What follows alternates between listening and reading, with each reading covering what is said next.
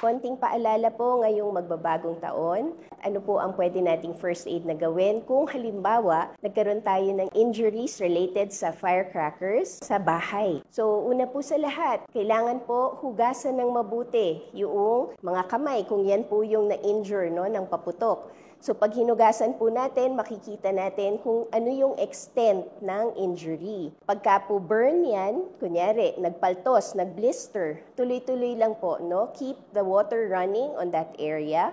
Tapos mag-apply po tayo ng burn ointment. Pag naman po merong sugat, nagdudugo, make sure meron po tayong gasa or clean cloth and i-apply po directly on the wound and i-press po hanggang sa umampat ang pagdudugo. Pagka po tuloy-tuloy yung pagdudugo, yan na po yung senyales na kailangan dalhin na po sa nearest na emergency department. Pagka ho nakalanghap tayo ng usok galing sa paputok, kailangan ho, mas maganda yung ventilation, no? Ibukas lahat ng bintana or lumabas para makalanghap ng fresh air. Kung meron ho kayong respiratory problems tulad ng hika at na-trigger yung inyong hika, make sure yung gamot nyo readily available.